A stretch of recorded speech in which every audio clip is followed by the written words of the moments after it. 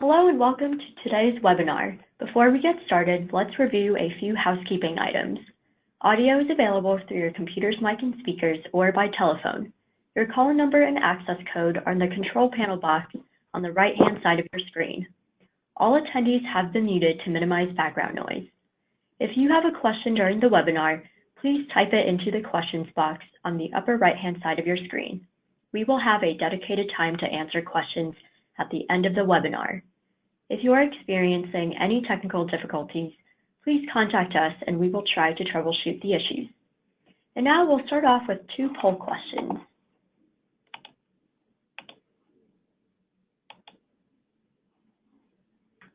How many people are viewing this webcast? Just me, 2 to 5, 6 to 10, 11 to 20, or more than 20? I'll give folks a few more seconds.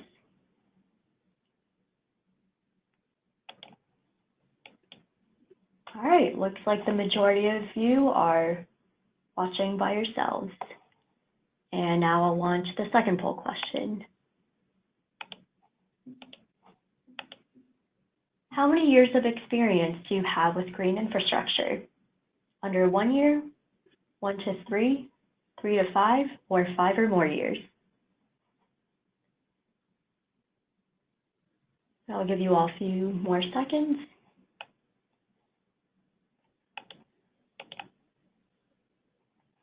All right, we have a variety of responses, but it looks like most of you have 5 or more years of experience with green infrastructure. Thank you all for your responses. And now I'll turn it over to Matt King. Matt works in EPA's Office of Wastewater Management, where he is a member of the Green Infrastructure team. His work focuses on engaging national stakeholders to encourage the implementation of green infrastructure practices and prevent stormwater pollution. Thank you very much for that introduction. We've got a great lineup of speakers today to talk to us about some very compelling subject matter, green infrastructure and Superfund. And so without any further ado, I'll go ahead and get started with some brief introductory material on green stormwater infrastructure. So why do we care about stormwater management? We care because stormwater runoff is a major cause of water pollution across the United States. When rain falls on our roofs, streets, and parking lots in cities and their suburbs, the water can't soak into the ground as it should. Stormwater drains through gutters, storm sewers, and other engineered collection systems and is discharged into nearby water bodies. Along the way, it can pick up trash, bacteria, oil, heavy metals, nutrients, and other pollutants. These contaminants degrade water quality and threaten public health.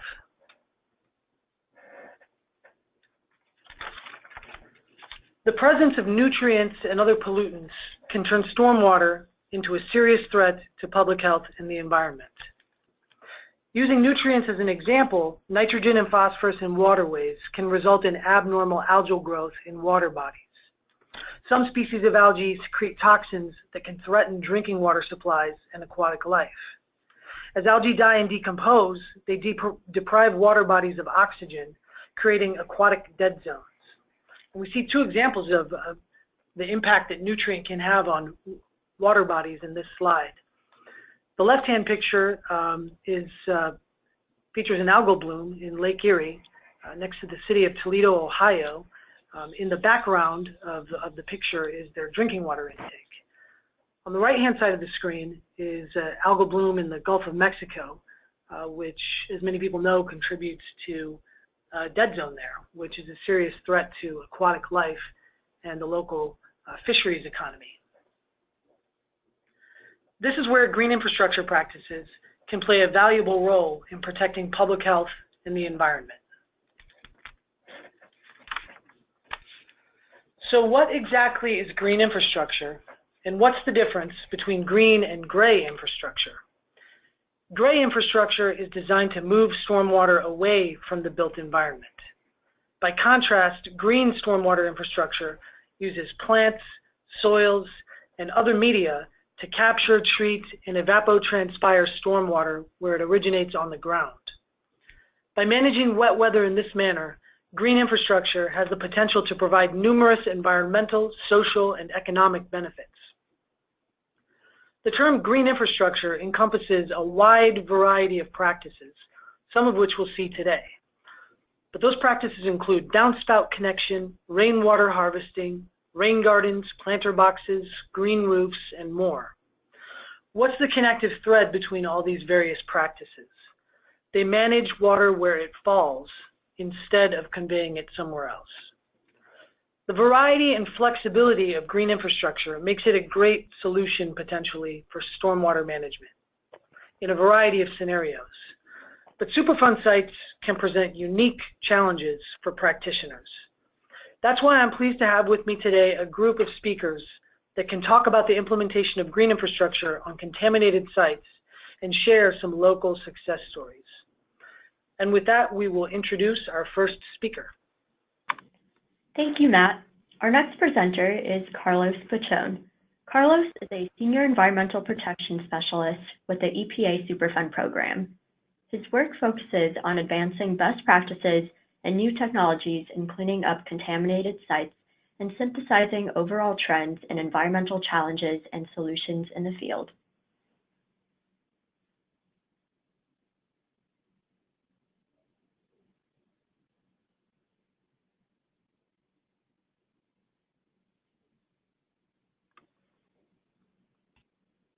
Am I ready? Yes, take it away, Carlos. Thank you. Thank you very much. Sorry, I saw that pop up. I wasn't sure it was me. Well, hello, everybody. Thank you for joining us today.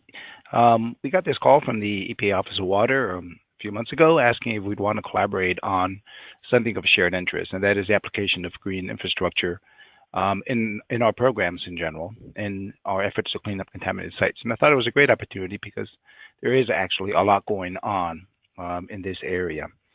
Could I have next slide, please? So I specifically work with the Superfund program, but some of the speakers, the other speakers, will be presenting examples of green infrastructure applied at sites and other programs such as corrective action, federal facilities, at brownfield sites, etc. But just a little bit of background on Superfund. As you may know, there are about 1,338 sites currently listed on the Superfund National Priorities List, the NPL list. And that is just one of several remediation programs.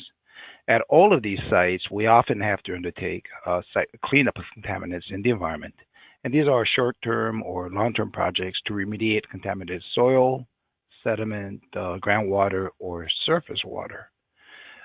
So regardless of the program in which we undertake this, there are often four areas in which green infrastructure becomes relevant. The first one is projects are often designed to prevent contaminant exposure and migration through pathways such as surface water. So we want to make sure that those contaminants don't get in surface water. So part of the remedy often may involve some form of green infrastructure. A second is that these cleanups are often similar to a lot of construction projects. There's yellow iron, there's other types of soil moving equipment, etc. And stormwater management is required during the construction and maintenance of the site remedies. So there's a second opportunity to apply green infrastructure at contaminated site cleanups. The third one, remedies often use long-term operation of engineered systems above or below ground. One of the questions we may ask ourselves is, given the changing climate, what might future weather patterns look like? And do we need to build resilience into these remedies to ensure their continued protectiveness? So this is the climate adaptation aspect of cleaning up contaminated sites. So often green infrastructure, we're finding, can contribute to building resilience into the protectiveness of those remedies in the long term, often associated with either flooding or stormwater management. And finally, remedies are often designed and built in consideration of future site use. So it's not a distinct process. And here there's an opportunity. We already know what the future use is going to be. Can we start building a sustainability through green infrastructure for the future site use as part of our So next slide, please. So keeping that in mind, and after reading through it again, I realized I probably should have included a fourth box across the top here. But these are the four main areas, three main areas, plus the remedy itself, where there are opportunities to include green infrastructure and contaminated site cleanups. So as I mentioned earlier, and I'll describe these top three a little bit more detail. One of them is green remediation, and the goal there is to reduce the environmental footprint of contaminated site cleanup. So we'll look at some examples of how green infrastructure contributes to green remediation. The other, as I mentioned, is climate resilience. So how can we ensure there's remedy resilience in a changing climate? And how can green infrastructure contribute to that goal? Third one is sustainability. So how can we incorporate future reuse or redevelopment into cleanup planning? And how can green infrastructure be a part of that? And overall, as I said, mentioned earlier, it's the site cleanup itself, the remedy. Can green infrastructure contribute to protecting human health and the environment from exposure to contaminants that may be present at the site? So really there are four, not just those three, reasons to use green infrastructure at contaminated site cleanup projects. Today's speakers, so there are a series of us. This is a true matrix, almost a three-dimensional matrix. We're trying to cover multiple cleanup programs. We're trying to cover multiple goals of the green infrastructure. And we're trying to cover multiple examples of types of green infrastructure. So that's why we've got four speakers really going into some detail here, in addition to Matt opening it up for us and our moderator. I'll briefly touch on green remediation, climate resilience, and sustainability with some examples in green remediation and climate resilience. When it comes to application of green infrastructure at Superfund sites, my colleague RoseMarie from our San Francisco office will be going into more detail at one specific Superfund site on examples of how it was applied there. When it comes to climate resilience and sustainability, Don will be speaking and covering some examples at a brownfield site. So there we've got two types of applications for climate resilience and for sustainability at a brownfield site. And then finally, back to Superfund and broadly across, really across sustainability, we have Alyssa who will be sharing what we call a portfolio approach across the Superfund redevelopment initiative. So how is green infrastructure being incorporated into the redevelopment of Superfund sites? So that's a bit, where we are, what we're going to try to cover in this hour and a half or so. So it's a little bit ambitious, but this gives you a little bit of a roadmap of what it is we hope to be covering. So could I have the next slide, please? So I'm going to start off with green remediation as one of the goals, one of the reasons why we apply green infrastructure at Superfund sites. So this is what we call the donut in green remediation, and there are five main objectives that we're trying to achieve in implementing a site cleanup. We're trying to manage it to lower the environmental footprint in these five areas. So use less energy or use renewable energy where possible, for example. Air and atmosphere, so reduce NOx, SOx emissions, reduce the CO2 footprint. Waste and materials, reduce, reuse, recycle, the classic. Land and ecosystems, a lot of development there. What ecosystem services are available at the site and how can we mitigate impacts on them and expand their presence after we move on. And finally, water. That's the bottom one there.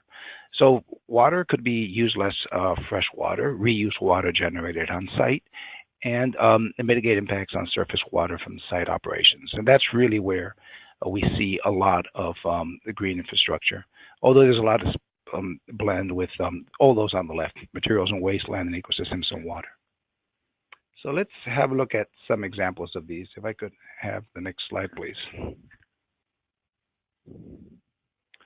So we'll start with this one. This is Custis Bay Coast Guard Yard. It's located in Maryland, here near DC, up by Baltimore. And this is one of the sites that we highlight. At the bottom here, you have a URL we have about 35 profiles of green remediation practices applied at contaminated site cleanups, and we try to cover a broad spectrum. This is a Superfund site, and they were very creative here. They actually, when you go back to that donut we saw earlier, they applied best management practices in energy and conservation and air emissions reduction, in water, in materials management, and land and ecosystems. And all these are detailed at that URL that's at the bottom of this page. Thank you. So I just pulled out a few examples that relate to water preservation. These four are generally in the area of capturing and retaining water, or increasing precipitation and filtration. So we got 4 examples here. They're like the porous paver tiles around a maintenance building at the remediated salvage lot. By the way, this is quite a large site. It was about over 110 acres in size, so quite significant in size. Another example of green infrastructure is integrated grading green infrastructure using an engineered drainage system below the permeable pavement. So again, these are systems that either capturing and retaining water or increasing precipitation and filtration. The tiered planter boxes, we'll see a lot of those, very useful for those 2 goals that we described earlier. And then deep-rooted plants within the frames that stabilize previously eroded embankment between the former salvage lot they had on the site and a burn pit. Some of these are integrated into part of the remedy. Some of them are only stormwater management. So good representation of those goals we discussed earlier. Could I have the next slide, please?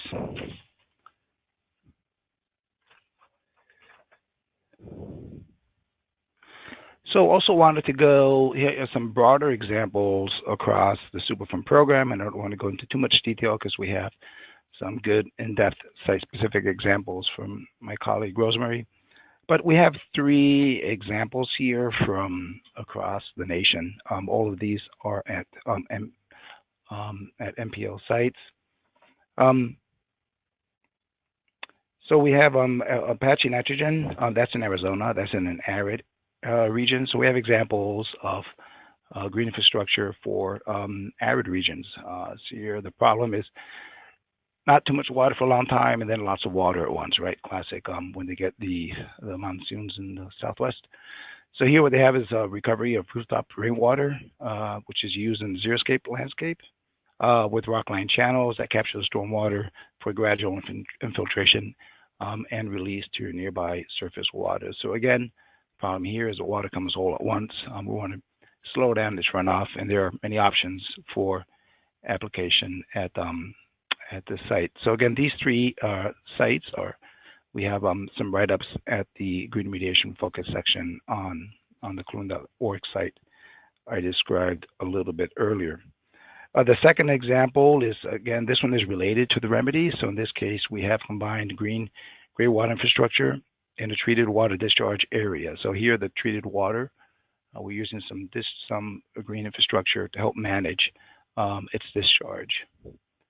And finally, at the bottom, this is really more true infrastructure, gray and green infrastructure built into the site, not necessarily associated with the remedy, but part of the restoration work that was needed. And here what they have is a 4-acre former quarry pond as a new stormwater retention basin for the municipality's combined sewer system. So could I have the next slide, please?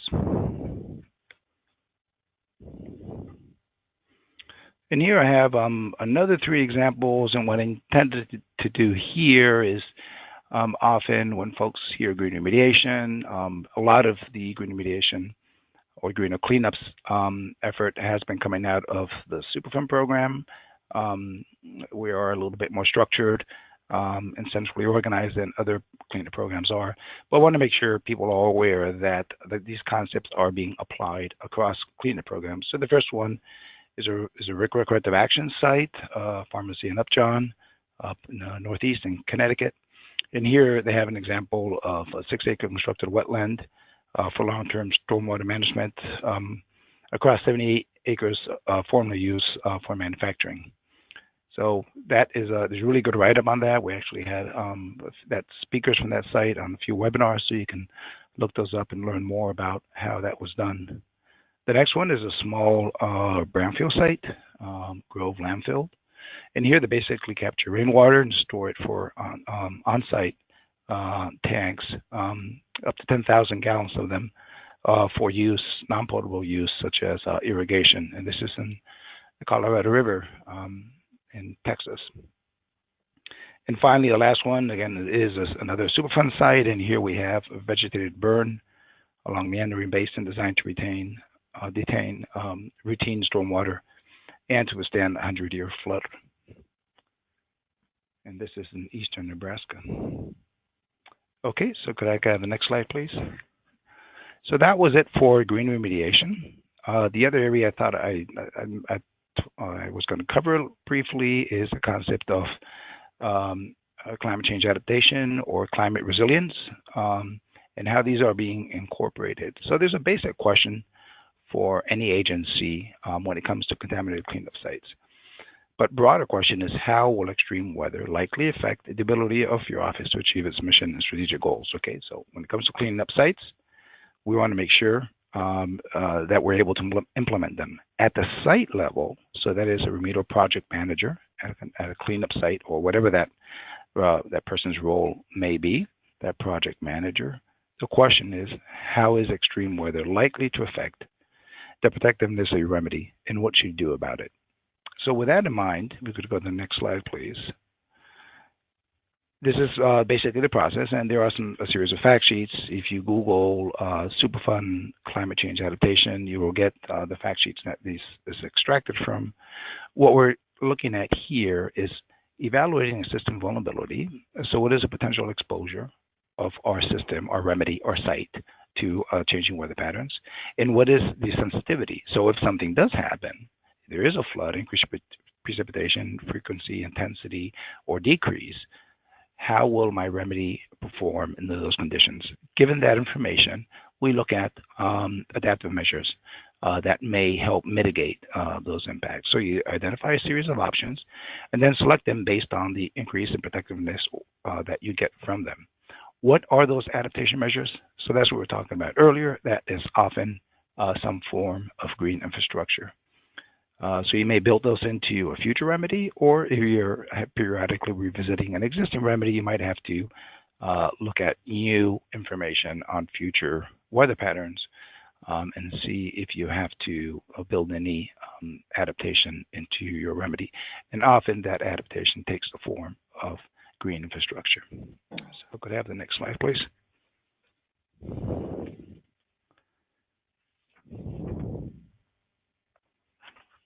Could I have the next slide? Thank you.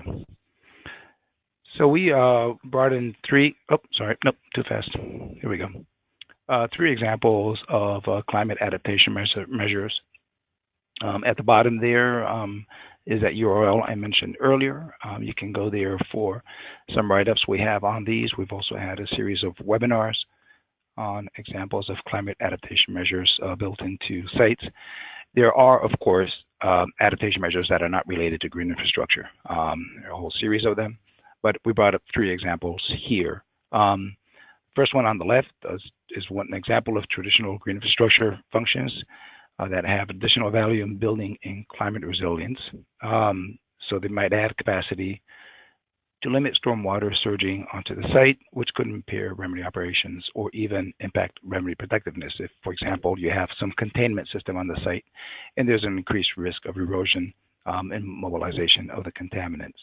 So that's an example of traditional green infrastructure, not only managing stormwater on the site, but possibly adding protectiveness to the remedy.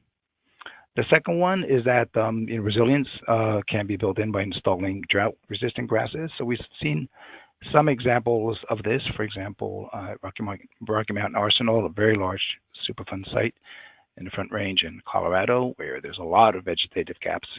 And if we don't select the right species mix, they may either not be drought tolerant enough, or they may actually die off if the soil is too saturated. In this case, we had drought-resistant grasses, shrubs, and trees, and other deep-rooted plants with the consideration of changing precipitation patterns. So the idea is let's look forward and see what might happen to ensure that we have the necessary shading to prevent erosion and then provide windbreaks and reduce fire risk. So we have that example written up. And finally, we have green infrastructure may be designed to protect landfills near water bodies from erosion through wave action, tidal forces, and storm surges. So in coastal areas, that is a great concern, not only in inland, fluvial, riparian areas, but also in coastal areas exposed to tidal action, storm surges, etc. There's an opportunity for green infrastructure to add to remedy protectiveness in those areas. Okay, could I have the next slide, please? So finally, if you could click through them all, there's a series of pop-ups here. I meant to take them out. Thank you. There are sustainability principles and cleanup programs, 5 main areas of the 3-legged stool, if you want, environmental, social, and economic. And we've talked a little bit about it, but when it comes to green infrastructure, certainly on the environmental side, we want to build sustainability into reuse. When it comes to the remedy itself, we want to lower the environmental footprint of the cleanup, and that's where we have protect water resources. So that's another area. But basically, there are multiple reasons when it comes to sustainability, both for environmental, economic, and social reasons, why green infrastructure can contribute to the site. I am not going to go into detail on these because some of the other speakers have some examples here, so I don't want to be duplicative, but keep that in mind. The triple bottom line in building sustainability into site cleanups, both for the cleanup phase as well as the site reuse phase. So next slide, please. So in summary, I think I tried to cover that concept that we still have a lot of remediation to do, not only in the U.S., but around the world. The question is, how can we build sustainability into our practices, site cleanup practices, and how can green infrastructure continue contribute to it? So I have some figures there about how much remediation work remains to be done, both in the U.S. and globally. The question is, we have an opportunity to take lessons learned over the past decades and apply these innovations, including green infrastructure, into future site use. So let's make the most of it. So with that, thank you very much, and I'll return it to the moderator. Thank you, Carlos. Our next speaker is RoseMarie Caraway. RoseMarie works as a remedial project manager and environmental scientist in EPA's Region 9 San Francisco office. She is an officer in the National Association of Remedial Project Managers and has worked on a number of Superfund sites over the past 29 years. Take it away, RoseMarie. Hi, everybody. I'm going to talk to you about a Superfund site that's located in Maywood, California. The site is part of the Los Angeles River Greenway project. When I started working on the project back in 1998. Can you move to the next slide, please?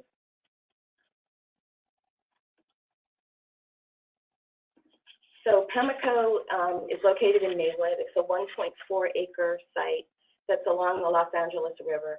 I think what's really important here in terms of showing this slide is this is from the 1991 area or pretty earlier in the operations facility. Is if you look in the left-hand corner of the picture, just before the railroad, you see some above-ground storage tanks. And this particular site had a number of above-ground storage tanks as well as underground storage tanks as part of their operation. Next slide. So it was a custom blending facility. It operated from the 1940s until about 1991. And this particular picture is showing fire, which destroyed the warehouse in 1993. Chemicals remained on site, and they were in underground storage tanks, like I said, and above ground tanks in over 400 drums. So as part of EPA's work, we had the removal staff go in to stabilize the facility. Next slide, please. So in general, during the removal action, we took down the building, which is in the left corner, and then the slide to the right is kind of one of my favorite slides from working at EPA. It just shows you kind of what happens in the subsurface as we bury underground storage tanks, or in the past, how we buried underground storage tanks so close together, and just how much liquid could go in and out of those tanks over time. In general, as part of our investigation into these tanks, we found chlorinated solvents, aromatic solvents, petroleum hydrocarbons, flammable liquids, and dioxide. Next slide.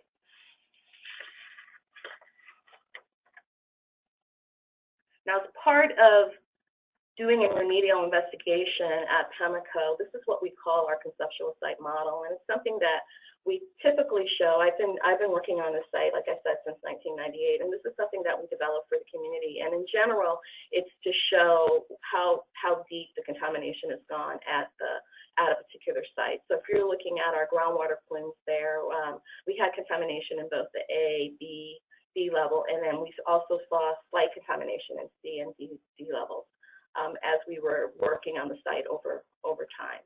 Next slide, please. This one is kind of it's when we started. So at the end of the remedial investigation at Pachon, if you look at the red outline, kind of shows the 1.4-acre site outline.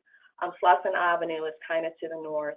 And then you can see, as we installed wells at the site, you can see the contamination that we found in the groundwater.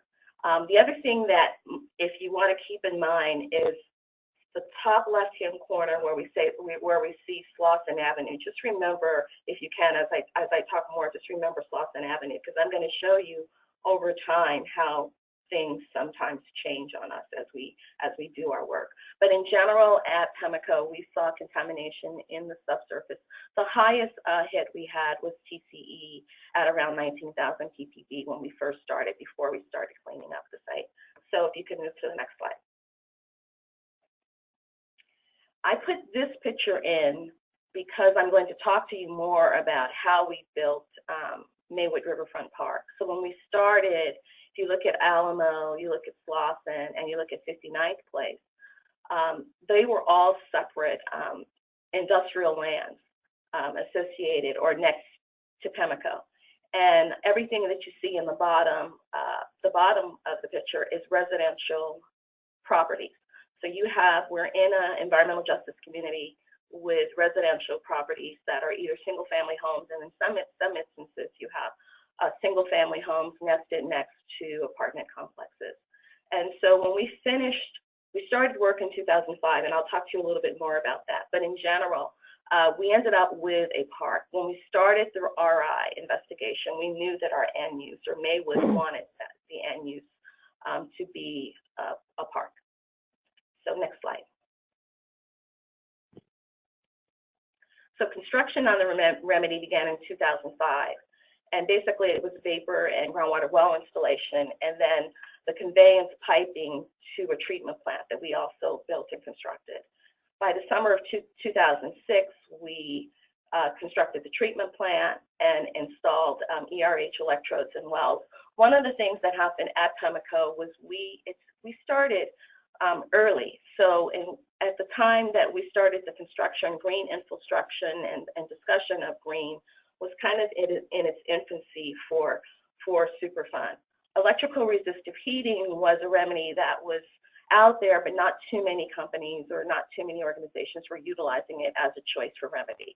So for Pachon, we ended up using electrical resistive heating to actually heat the subsurface, pull up both water and vapor, and treat that on at the plant. In 2007, we had some areas where we actually included enhanced in situ bioremediation as a pilot study, just to ensure that if we needed to use bioremediation in the future, that it would actually work. We turned on the treatment plant in April or May of 2007, and the ERH was turned on in September of 2007, and it operated for about 8 months. Next slide.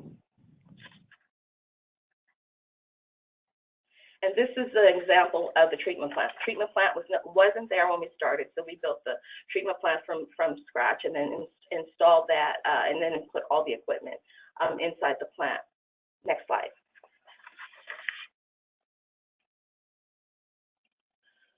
So EPA's involvement at the site has been about 20 years. So we started back in 1999. We did an investigation. We did a feasibility study where you look at the various types of remedies that you can implement at the site. We looked at design. Remedial action was actually our construction. And we have been operating the treatment plant until August of this year, where we turned over the treatment plant to the state of California.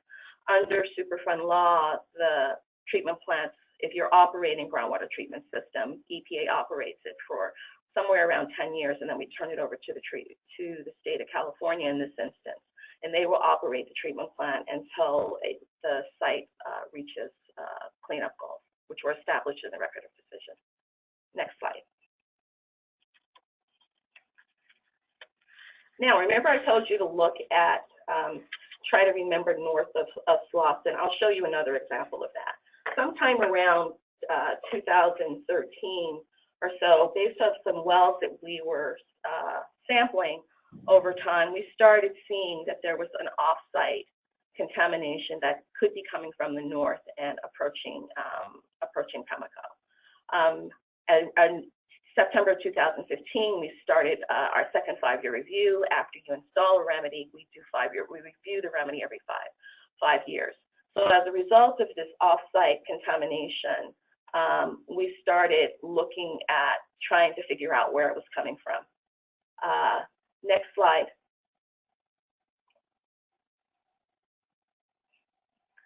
So in general, if you're looking at this particular site, you can see that in the beginning, we started with contaminant mass, which is showing you on the left-hand side in the groundwater. And then on the right side, we're showing you some contaminant mass after the thermal heating was completed. So it's a couple years after the heating. If you look at the top of the screen, it's kind of, we're looking at the park, it's almost off screen is where we were starting to see contamination coming on back in 2014. So the success of the treatment plant was that we removed about 22,000 pounds of VOC. We eliminated any soil vapor risk associated to the site, and risk to public drinking water was eliminated. But again, if you're around a while, you can also find out that some of your neighbors are not as clean as you thought they were. And so that's another thing that came up on this particular Superfund site. Next slide, please.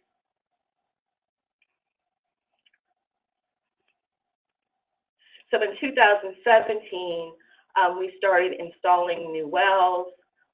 We installed some additional soil vapor wells, and then we removed some of our obsolete wells, some of the wells in the park that we were not utilizing. And then for November 2017, we also over time conducted quarterly sampling, and the quarterly sampling is which actually helped us determine that we were having an off-site source. And we filled some data gaps in December of 2002, and the beginning of, or the end of 2017 going into 2018. Next slide.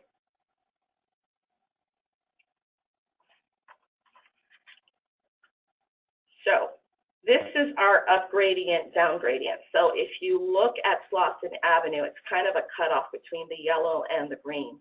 What you see in the north end is us finding out that there is an up gradient source that's emitting chemicals. The bottom right-hand side is where you see, the bottom right where you see the green and the yellow is contamination that's associated with Pachon. The concentrations have gone down over time, but the top yellow area is our MW180, where we actually started seeing some increasing. So that's what led us to believe that there was an up gradient source in July of 2017. Next slide. Now, as part of our remedy for the site, which is why you guys are here, is to talk about green, is because when we started this in 2005 and looked at what was going to be the end use of Pachon, and so the city of Maywood wanted a park. So what you see here outlined in green, blue, purple, and orange is park area. So the goal was to build a park around in this particular neighborhood. It became the second park that was constructed in this small city. So between 2005 and 2008, we developed the park, that's the green area, and then we put the treatment plant down in the bottom right-hand corner. So that was a request from the city. They wanted the treatment plant, obviously not in the middle of the park, but towards the end of the park. So this is showing our remediation between 2005 and 2000 into 2008. Park opened somewhere around 2007 to 2008. The blue area is work that we started just this summer and we completed. So the blue and purple area were completed this summer. So what I'm going to show you as we move forward is some of the construction photos that shows you the actual implementation of the park development that's part of the remedy. But first we'll talk about some other 2017-18 events. So can we go to the next slide? So we turned the site over this year to DPSC. We finished implementing the soil remedy in the lower part of the park lands.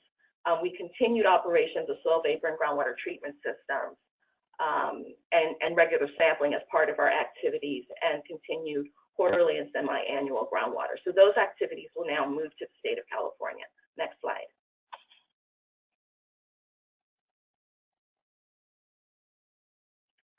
So site cleanup. EPA at the time of turnover, we were treating 7,556 gallons of water per day from wells. The amount of water that we treated since April of 2007 until we turned the site over to the state of California was 97 million gallons of water. As the start of treatment, our highest concentration, somewhere 19,000 to 20,000 ppb on the Pemmico property. And the highest that we see now in the Pemmico site is 480 ppb in July. And then when we completed our sampling in July of this year, it was about 480 was the highest TCE concentration that we saw in the subsurface. In the pictures on the right and the left, what you're looking at is the inside of the treatment plant. In general, water is pumped into the treatment plant, it's run through carbon, and then the water is released to the sanitation district, and the sanitation district accepts the water and takes it through their treatment system. Next slide, please. In terms of contamination that we removed, again, another way of looking at it or doing our calculation, at the end of December of 2017, we removed 21,682 pounds in general of total volatile organic compounds and 464 pounds of TCE. Next slide, please. Now, I put this slide in just to show, in general, what's happening with our treatment. So we have groundwater and soil vapor pumped to surface for treatment. So we have a number of wells on site. That wells are located throughout the park lands, and then we have conveyance piping that takes that water back to the treatment plant. Originally thought we would treat using UV oxidation, but it turned out we were able to treat with the carbon instead. Next slide, please. So here's the conceptual design of the park. So if you're looking at 59th place, when we stopped, like I said, in 2005, we had completed most of the park. And then at 59th place at an intersection and slightly above it, and then below down to 60th Street is what we just completed in 2018. In general, the design of the park, there was requests for basketball courts, a play area, lots of areas for people to sit down and relax and eat, or we call them pavilions, and we'll show you some pictures of that as we move forward. So next slide, please. So here's our remedy construction back in 2005.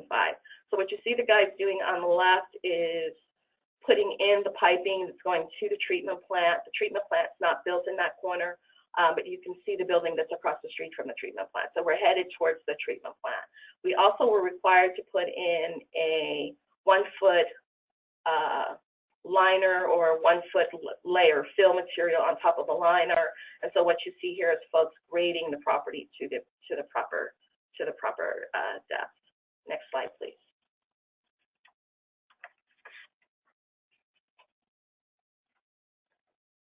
Again, we're seeing the soil cover with the liner. This is a good picture. I'm going to show you, if you see the building in the foreground, all the way in the back, from maybe the tree that's in the right-hand corner to that building and going across to the wall, we didn't finish that in 2005 because we were doing thermal heating in kind of like the middle of the area. So we built the park to a certain point, stopped, did the thermal heating, and then came back later to finish construction of the park.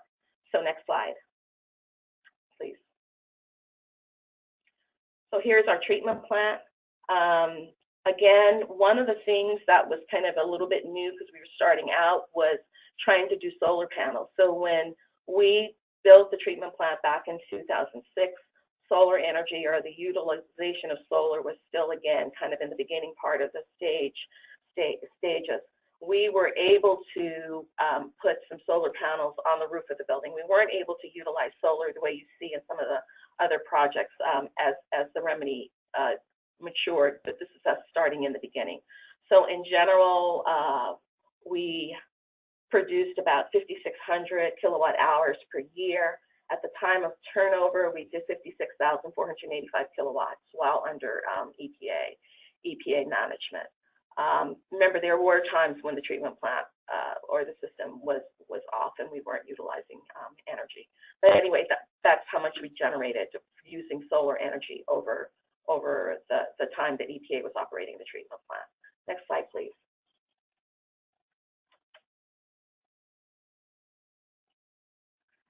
So here's the park.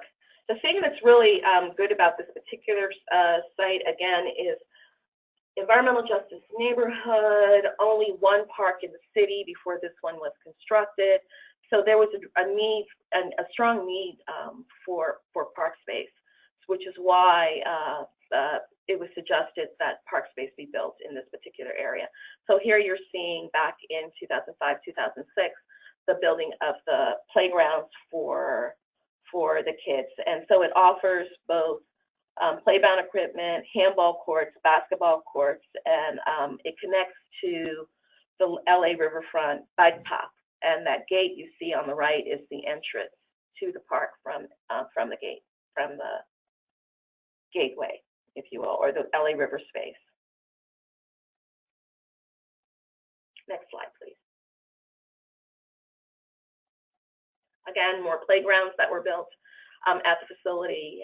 Right-hand corner, restrooms that were also built. Next slide, please. Picnic pavilions and walking paths, again, constructed back in 2005, 2006.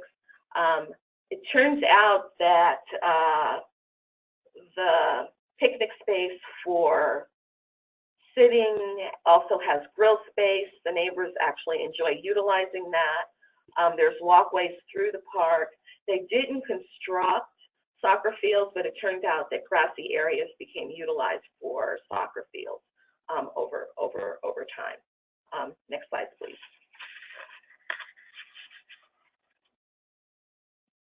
So again, walk space for the basketball courts. Next slide, please. And this is the pathway. So as the gate, as you exit the gate on the left, and then on the right is the bike path access. And this bike path access runs along cities that are along the LA River. So the goal is to try to get as much recreational space along this river bike path as possible as the bike path goes through various cities along the LA River. Next slide, please.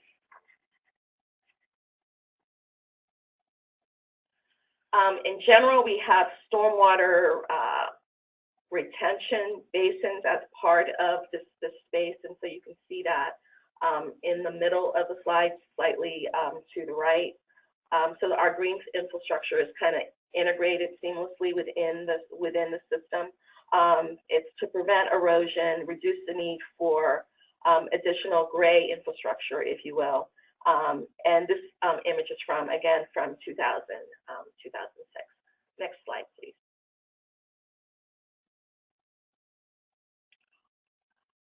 Trees, very much a part of the park utilization. Again, you can see some landscape berms that are in the background of the park space. So the purpose of the berms is to direct the water away from the picnic pavilions. Next slide, please. We have some bioswales. So again, what you're looking at is a walkway. So that steel thing that's kind of in front of you is actually a walkway that's walking across those swales, or those berms, if you will. And we have vegetated bioswales. They slow the water transport and reduce the potential for erosion. Next slide, please.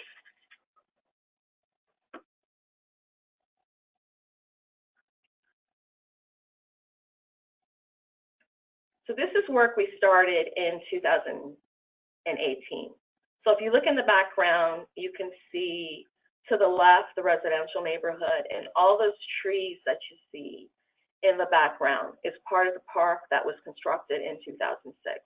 What you see in front of you is work that needs to be completed so that the park was completed, and the treatment plant also could be handed over to the state. So this was taken in April of 2018. It's an aerial view facing north. And so you're seeing both sidewalk subgrade and finish grade of the park. Next slide, please. And this is the completion. So this is what we completed in 2018, working with the city of Maywood as part of this activity. Some of our wells are in the sidewalk, and then you can see that some of them are off to the side within the park area. The city still has to find funding or grant funding so that they can actually complete installing some of the trees in this area. So that'll be something that the city will complete sometime in 2019 or 20 when they get grant money for the park area. In general, as part of the process, EPA has a requirement. We have conveyance pipes that's running along this area or underneath here that goes to the plant with the red roof in the back. So there's a requirement that they stay, as they're putting the trees in, that there's like a 10-foot margin away from the conveyance pipe, so that there's no disturbance of the pipes after the trees start growing up and becoming more senior, if you will. And then I think I have 2 more slides that'll show some pictures. Next slide, please. So these are the guys, the area. Okay, that's fine. In this particular area, it's a walkway that's coming up from the residential area. The right side is where the former ERH area was, and that's just the soil piles for them as part of the construction. I could have moved that over, but sorry about that. But I just thought it was really important also, so you could see in the background. I showed you the pretty pictures, but you can see the difference between 2006 and 2018. So the trees that were babies are now very, very senior as part of the construction. And so the new construction, eventually, the baby trees, when they get planted, will kind of maybe catch up a little bit with the ones that were put in 2006. And then the next slide. And this is from the south looking north. Again, with pavilions being built, you can see. I keep mentioning the LA River. If you look to the right, you can see the LA River, which is actually a concrete berm, but still we call it the LA River on the right-hand side with the bike path. And I think I'm almost done. I just have one more slide to just go over. So in general, if we're looking at our green infrastructure summary, we did stormwater retention basins, we have landscape berms, and we have bioswales. And then we increased the recreational amenities for the community. So we have trails and greenways, and again, some athletic facilities, and we're restoring the community's connection to their urban waters. So I am done. If you have any questions, you can send me an email or call me, and then Carlin is my community involvement coordinator. The other two slides that I put in there were if people ask me questions, Joanne, so you can skip them for the next speaker. Great, thank you, RoseMarie. Our next speaker is Dawn Seeberger. Dawn is the owner of Environmental Resources and Consulting. She is a licensed remediation specialist in West Virginia, and her primary focus is on brownfield redevelopment. She works with communities to assess and redevelop former industrial sites that have a threat of environmental impact to improve the community's economic and environmental outlook. Take it away, Dawn. Thank you. Thank you for that introduction, and glad to be here to talk about this little tiny site in Charlestown, West Virginia. And for those of you who aren't familiar with Charlestown, it's located in the eastern panhandle of West Virginia, about 90 minutes west of Washington, D.C. And it was named after George Washington's brother, Charles, who actually founded the town. So there's a lot of history in Charlestown and a lot of former Washington homes, as well as, other historic sites. So this site had been somewhat of a problem child for the city for quite a while, and the contamination was discovered in the late 1980s when they were doing a sewerage extension in the community, and they discovered that this was a fairly heavily impacted site. It was a former manufactured gas plant site, and it was just a little tiny, roughly about a half an acre that was impacted. So an emergency removal action had been put into place, and in the 1990s, EPA came in with some of their contractors, and basically over a couple of year period of remediation had dug all the impacted soils out of the site, removed all the infrastructure that was remaining from this manufactured gas plant, and started to, basically clean everything up. So by removing all the soils and the source areas, they felt that the site had been cleaned up sufficiently, filled that back in with clean soils, and everything was done. But unfortunately, about 15 years later, a very conscientious West Virginia Department of Environmental Protection project manager had always suspected that this site was still contaminated. So under a CERCLA contract, had a contractor go back in, and this photograph here was taken in about 2008. That was from that follow-up investigation. So that black goo that you see in that photo extends from basically just below the grass down anywhere from 8 to 12 feet, right on down to the bedrock located below the site. And this site was also somewhat unique in the fact that it was owned by an elderly couple in Charlestown in their mid-80s at this point in time, and they had purchased the site basically to keep it from being developed for residential housing. What they didn't know at the time, and this was back in the 1960s before due diligence came into play, is that they would end up spending literally millions of their own dollars trying to remediate this site because the responsible party had filed for bankruptcy and there was just no recourse other than having them spend their own dollars. So there was certainly an emotional and empathetic tie that we as consultants had going into it and working with this family to try to address the failure of the previous remediation. And being a good consultant, we decided initially that maybe it was the fault of the previous contractors that had been there. Maybe they hadn't discovered a source area.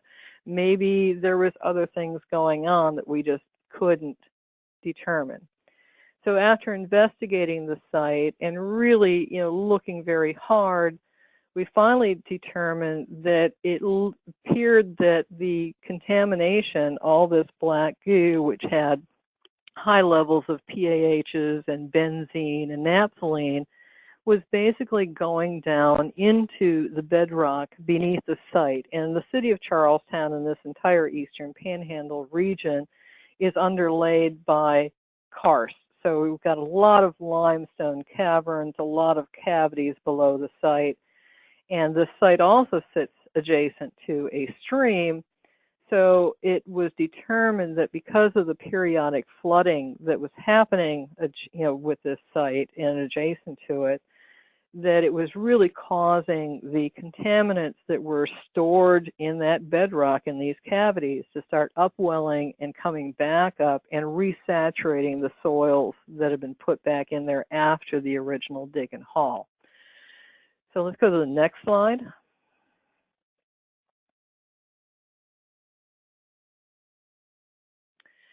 So as I said, the dig and haul basically failed, and we would expect that to fail again.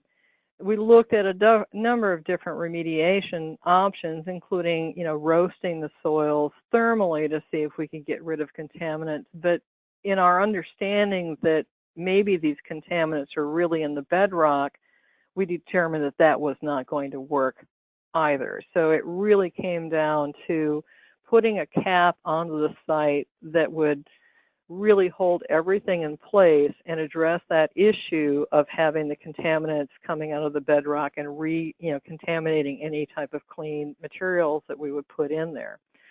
So the team that we put together was, of course, myself and my subcontractor, really my partner, was GZA Geoenvironmental, and luckily they had a very talented engineer by the name of Dan Amate that I worked with. So let's go to the next slide.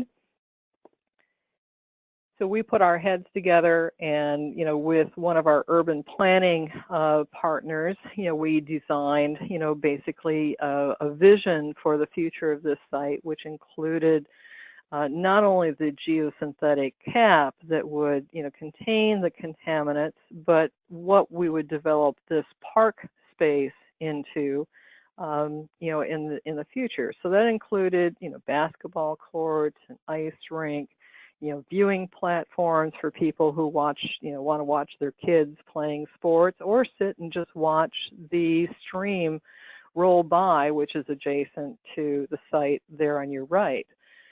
And that was a wonderful vision, and it included, walking trails and connecting, this particular site, which was in total about 14 acres with the entire donation that this family made to the city.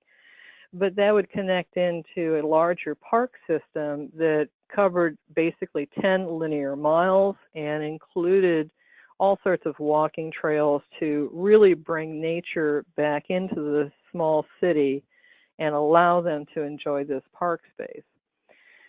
But when we started getting ready to implement the cap and install this geosynthetic membrane, over top of the impacted soil, of course, at that point, we had to go back to the city and, ask whether they were ready for us to put in the water lines, the electric lines, all the other amenities that would go along with this vision that they had, but then found out, from the former city manager that, the funds really were not in place and we would need to basically rethink the park system. Let's go to the next slide. So the basic design for the cap would remain essentially the same. So we took that out and, had other contractors, bid on that project and found out that we were also a little bit over budget there too. So we had to rethink a number of different things. So we removed, some of the non-essential amenities from the remediation, including retaining walls. We ended up regrading the slopes that led to stream on the one side of the project, as well as the slopes on the other side. Looked at expanding our rain garden that we were going to put in to capture the stormwater runoff from the site and further polish the water before it would, later infiltrate either into the groundwater or, go into the adjacent Ebbets Run stream. And we end up getting it down to a workable budget, and then, implementing what we could do with the site, at that point. Let's go to the next slide. So we wanted to basically take it greener than what it was. So once we eliminated, the basketball courts and the other paving surfaces that were there, we recognized that by making this into more of a nature park with a green grass surface and the walking trails is probably going to be more suited to the city's needs in the long term, besides being a very large cost savings. If you start looking at the cost for putting in an asphalt cover, which is usually what a lot of consultants will do when you're looking for a quick fix on a site. One of the easiest things for us to do, and you go back to the old song, is you turn it into a parking lot. Well, we really didn't want to do that because asphalt, of course, is a heat sink, and it's going to require long-term maintenance besides being relatively expensive to put in. So by eliminating those things and converting the park area to grass and wildflower seedings and the rain garden, we end up saving the city, quite a bit of money, and we end up meeting the needs we had to, to meet our budget, which was being funded by the EPA Revolving Loan Fund grant that we had. So let's go to the next slide. So this is, a couple before and after photographs. So on the left, this is showing a lot of greenery along the stream, and you can see the two trees shown in the photograph are actually the same trees. But what we found was, because of the contamination, that a lot of the trees that were growing along the stream were quite diseased. So we end up removing the majority of the trees and making this slope that runs along the left-hand side of the creek much more gentle, so we could reduce the stormwater runoff coming from the site. And to the left, you can see this green expanse on the left photo. That's the actual impacted area. But we wanted to reduce this, slope so we could, slow the water coming off the site. There's also, infrastructure underneath the green cap that directs the water down to a lower area to the south of the site and to the rain gardens, and that further polishes the water as it comes off the site. Let's go to the next slide. And the photo on the right-hand side shows the rain garden. Now, this was just taken in December, and with all the rains that we've been getting over this last year, and this is one of the rainiest years that we've seen in West Virginia for a long time, as well as across the country. So that rain garden is fully filled with water right at the moment. But this is a real effective solution to not only the water that's coming off the site, which we direct, into the rain garden, but it also helps control some of the flooding.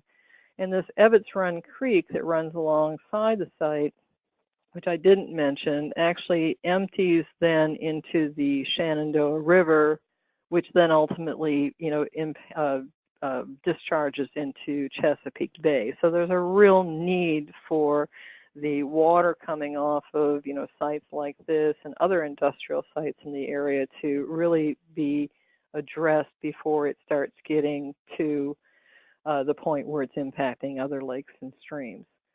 So the photo on the left is a photo from the area just behind where the rain garden is now, and that's been opened up where we now have about 2, maybe 3 acres where the trees have been reduced, and we've seeded all of that with basically meadow grasses and wildflowers. So eventually this will be a very pretty site that, when the trails are all eventually put in, that people can go through and enjoy that, bit of nature. Let's go to the next slide. And this photo on the left is not actually part of the site right now, but it's on the opposite side of the creek from the Superfund site, and will eventually become part of the site. But the reason I threw this photo in here is this is a spring that sits next to the site, and the spring is totally clean. It doesn't have any impacted water in it whatsoever. But this spring was reportedly where George Washington and Braddock watered their horses way back when. And so the photo on the right is just a nice little photo from the June 2nd ribbon cutting ceremony. That's me with all that white hair on the right-hand side. And then the second to the person to the left is Dan Amate, my wonderful engineer that worked on this site and helped design everything. Go to the next slide. And this is the last slide, but this is basically where we, use this particular signage at the entrance into the park so that we could, basically educate the public about this very heavily contaminated site and how it was converted into green space, and how the rain gardens function to, help polish that water. And eventually what's going to happen on the site is that, the city will come in, construct a gazebo in one area. There'll be ADA accessible pathways that connect this site to the other parks in the city. It will connect to the sister city of Ranson and the American Public University System campus area. It will also connect on the southern side to Charles Washington's home called Happy Retreat, and his grave site that sits nearby, and a number of other historical sites within the community. So it ended up being quite a large asset. We believe to the city to develop this site into a park space and start the mechanism for addressing, some of the industrial sites in the area and just making those remediations, a little bit greener. And I think that's it. Thank you, Dawn. Our final speaker is Elisa Hefner. Elisa is a senior associate with Skeo Solutions and supports EPA Superfund redevelopment initiatives. She has worked with communities across the country to revitalize contaminated properties and advance sustainability and green infrastructure in land use planning and design. Take it away, Elisa. Great, thank you. Good afternoon. We can go and flip to the next slide. I wanted to today share just some information about EPA's Superfund redevelopment initiative. We refer to that as SRI. SRI works with communities and other partners in considering future use opportunities and integrating appropriate reuse options into the cleanup process. And so I will be able to share just some examples as well as some tools, particularly to help us think about integrating green infrastructure strategies within the planning phase of Superfund reuse and redevelopment to help us achieve some of the outcomes that some of the other panelists have been able to share today. So on the next slide, we've heard some of this today, but I think what one of the things to think about, not only in terms of green infrastructure benefits from EPA's goals in terms of site cleanup, but also in terms of the green infrastructure benefits for the community. And we've heard some of that through the other examples in terms of providing educational opportunities for school students and residents, as well as an opportunity to regreen and revitalize a community through sustainable investment. So we'll flip to the next slide. And so when we think about some of these green infrastructure benefits and some of the examples I'll share, in addition to looking at green stormwater infrastructure, we also start to look at sort of that expanded sort of co-benefits related to habitat restoration, related to wetlands, and then the sort of community co-benefits related to recreation. And so this is just an example of some of the very sort of different opportunities that green infrastructure can provide community benefits, as well as helping to clean up contaminated sites. And so I'll just share a few examples of how SRI can help communities with contaminated sites think about green infrastructure and integrating that into the remedy, and as well as the reuse. So on the next slide, this is an example from the Quincy smelter, which is part of the Torch Lake Superfund site, and is actually the most intact remaining 19th century copper smelter in the world.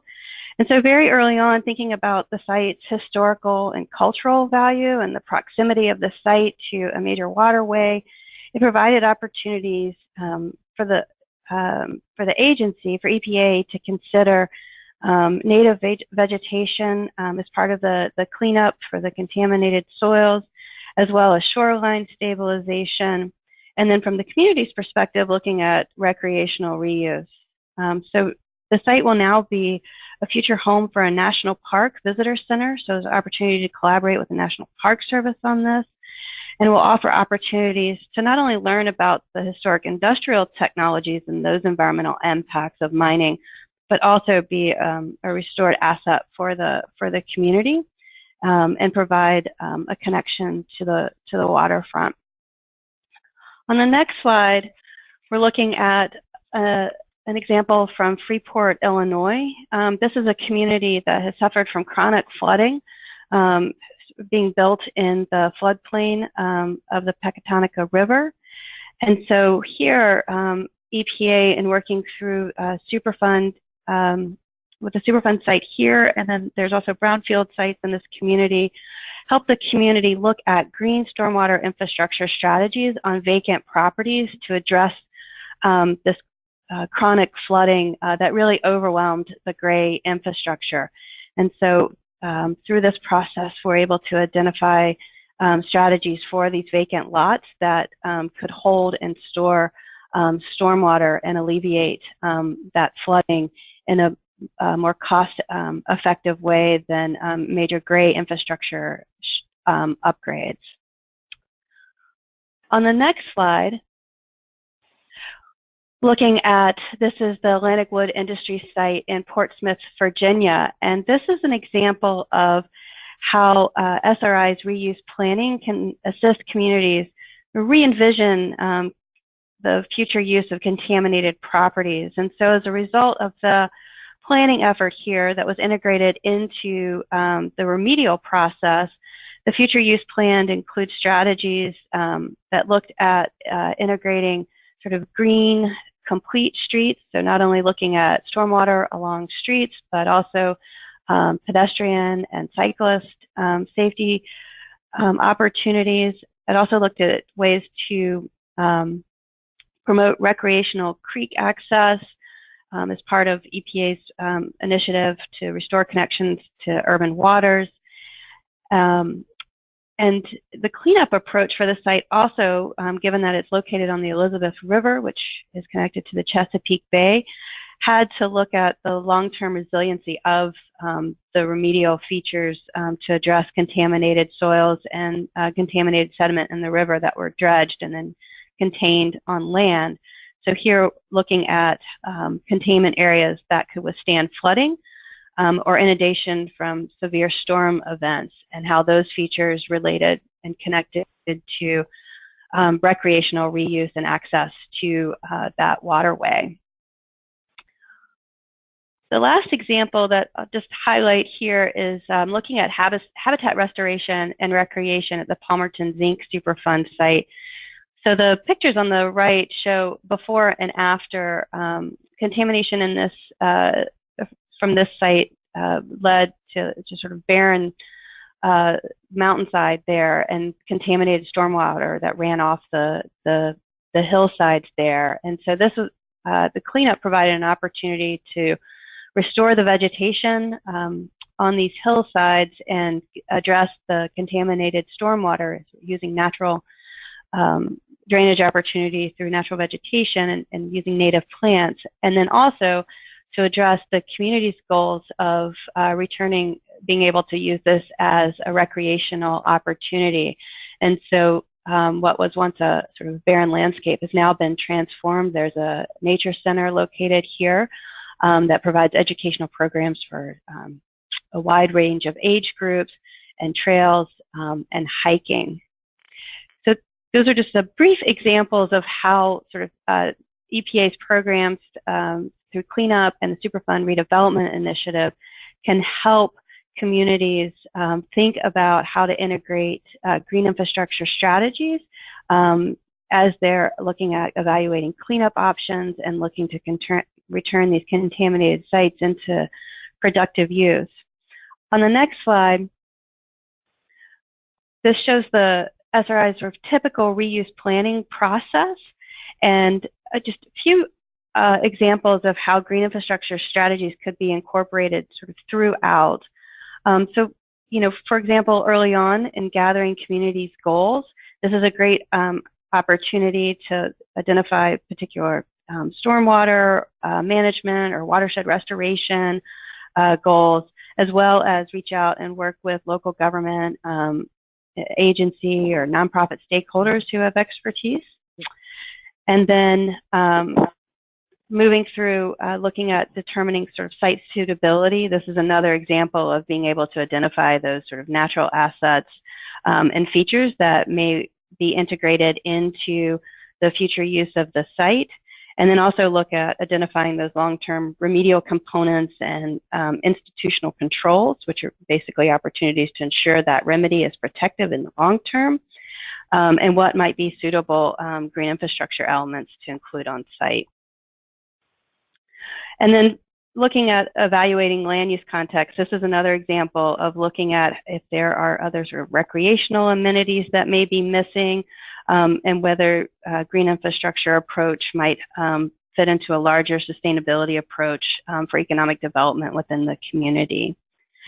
And then finally, the last step there in developing recommendations in terms of thinking about the future use of a site is you know, really identifying future uses that can support either natural drainage or habitat or watershed restoration.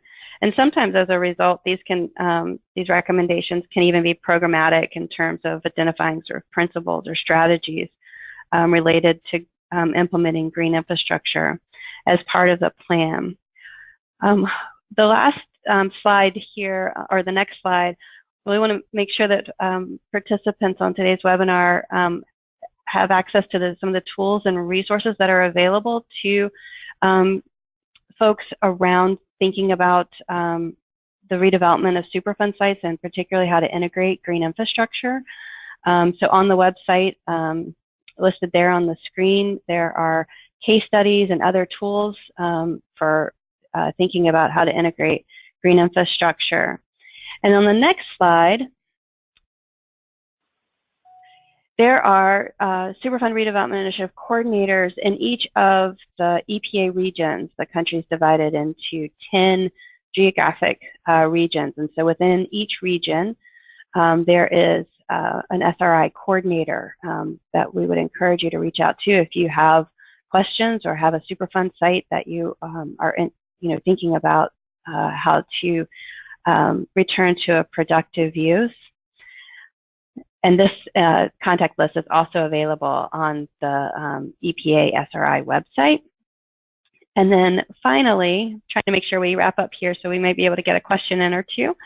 The last slide here is Melissa Friedland and Frank Avasado are the SRI leads in headquarters for EPA, and this is their contact information there, and they wanted me to pass on the message that if you have any questions, they are also available, and don't hesitate to contact them as well. So I'm going to wrap up, Matt, and turn it back over to you. Great. Thank you, Elisa, and thank you to all of our presenters. We have several questions that came in from our audience, and we have a few minutes left. So Matt, should we go over maybe one or two questions? Yeah, let's go ahead and go through a few questions, and then what we'll do for questions that we're unable to get to today, my email address is king.matt@epa.gov. And if you reach out to me, I'd be happy to facilitate putting you in touch with any of today's speakers. Great, thank you, Matt. So this question is for Carlos. How do you address potential issues with movement of contaminants as a result of increased stormwater infiltration at green infrastructure installations?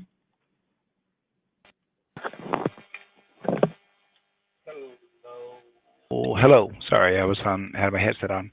Yeah, that's definitely a very site-specific question. So I described 3 or 4 areas or reasons for which we would use green infrastructure at our site. So it's possible that, for example, the infiltration function is established in an area that does not affect the remedy, where the remedy is not located, and that infiltration is controlled or captured, or it is not affecting the remedy. So it definitely is a remedy-specific question, a site-specific question.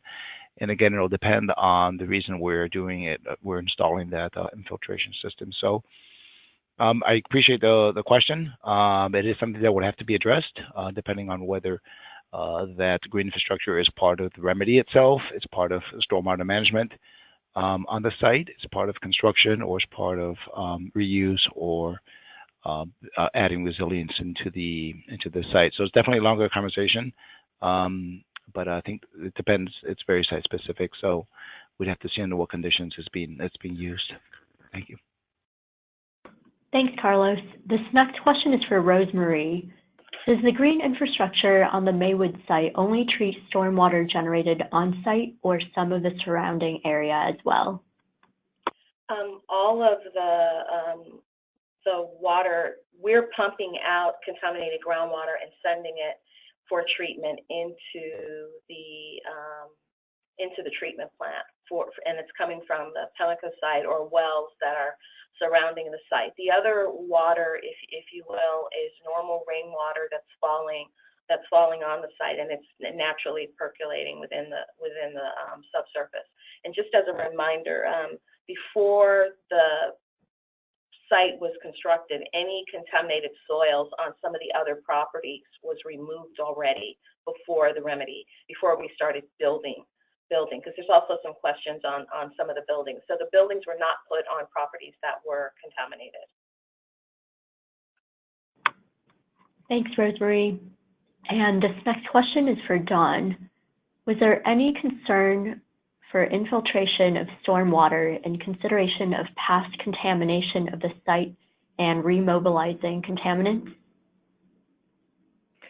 So yes, there was, and that is the reason why we capped the site with basically a geosynthetic membrane. And that membrane, which I didn't mention as I was presenting it, one of the changes that we made to address those, contaminants stored in the bedrock, which we felt was, re-impacting the soils and groundwater, is to extend that cap all the way from the site down to the edge of the stream bank so that we wouldn't have this problem coming back in, and the stormwater would not actually infiltrate down into the impacted, black goo again and force that to mobilize.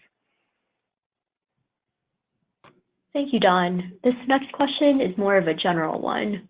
How much cost sharing was implemented in general in these projects? Did municipalities contribute funding?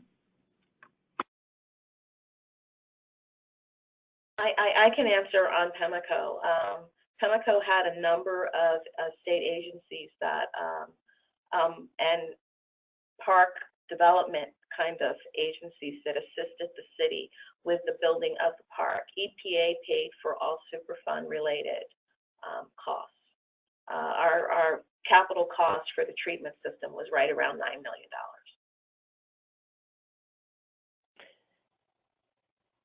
Yes, and this is Dawn. For the Supertain site, yes, that was a revolving loan fund grant that the city utilized to clean up that site, and there was a 20% match by the city, as well as the city, paying for some of the amenities that will end up going into the site.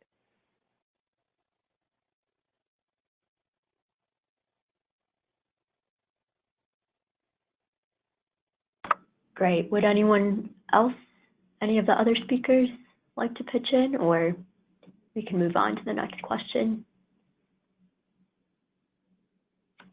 All right, so we did get a few questions about whether or not a recording or a copy of the slides would be made available after the webinar.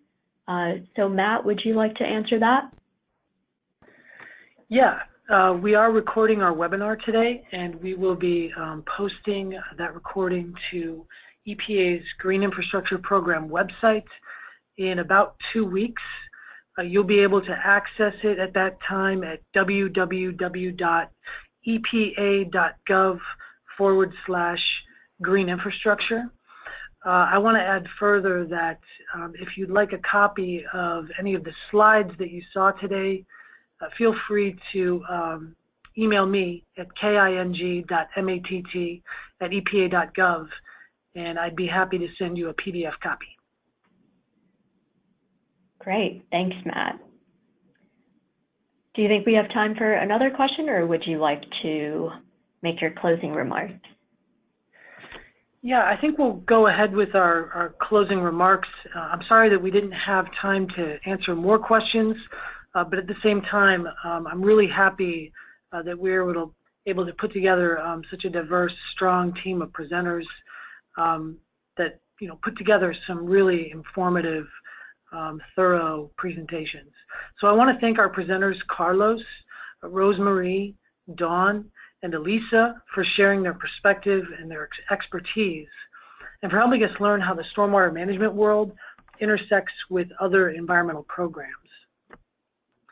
Lastly, our webinar team would like to thank our attendees for joining us today. We appreciate your interest in green infrastructure, Superfund, and remediation of contaminated sites. And we hope you'll join us again for this series in the future. Thank you, and have a great day.